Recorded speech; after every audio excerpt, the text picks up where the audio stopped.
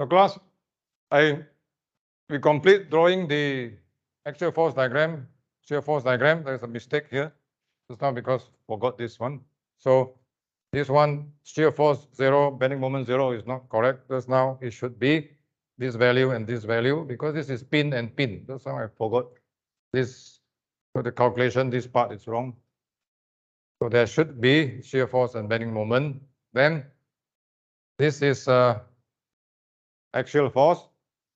It is straight line because you have distributed load affecting the axial force. Here constant and here also constant. For shear force, straight line here, because you have distributed load, straight line you have distributed load, and the final one, there is no distributed load, so it should be constant value for this member. And bending moment, if shear force is straight line, bending moment is curved. So if shear force 0, you have a maximum point there. You have to know what is this and substitute into the bending moment equation to get this maximum point. And this one is distributed load, hinge here, so moment should be 0. Then this is curve because of distributed load, UDL. And final one, this is no UDL, shear force constant, axial force, bending moment a straight line. Here 0, 0, because this is pin and pin. Okay. So that is how we solve this problem to get the axial force diagram, shear force diagram, and bending moment diagram. So that is what I would like to go through with you. And if you're asked to draw the qualitative deflected shape, then you have to base on this. What is the meaning of positive bending moment? What is the meaning of negative bending moment? Okay. So positive bending moment means it should bend like this, and this is in compression. Okay. Negative bending moment means it should bend like this, and this one all in compression. This one also,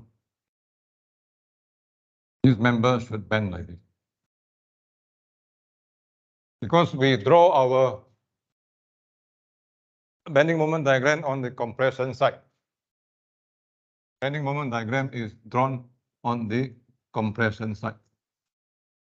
So this dot, dot, dot, dot, dot, dot, where the bending moment is, means that part is in compression. The bending moment diagram is drawn on the compression side, so this side is in compression.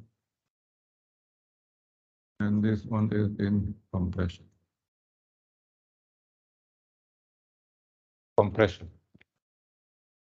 So if you want to draw the qualitative deflector shape, so how should it look like? Okay. Take away this.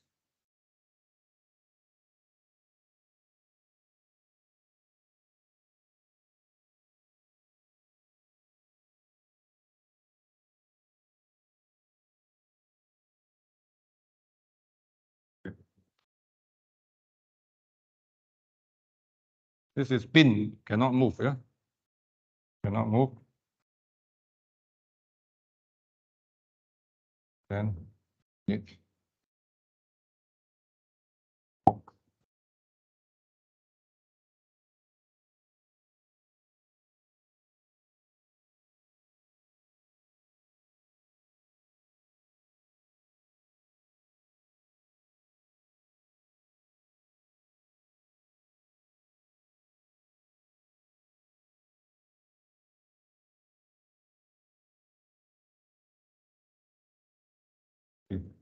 This should be curved. I think this should draw it as a curve. And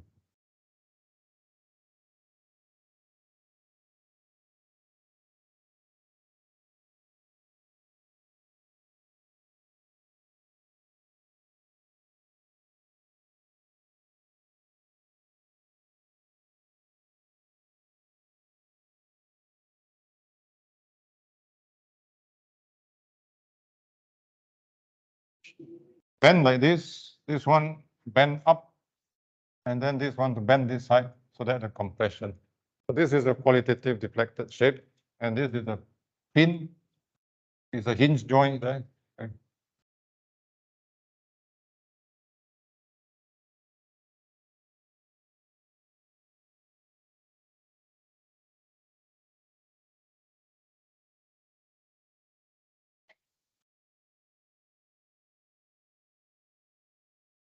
So class, that is all I have to cover today, and now it's already 5 o'clock.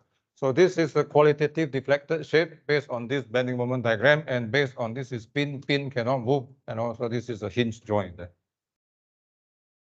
Here, the angle 90 degrees should be maintained here, 90 degree. But here this is hinge, is free to rotate, no need to maintain. The angle is free to rotate relative to each other, so the angle, no need to maintain this angle because this is a hinge there.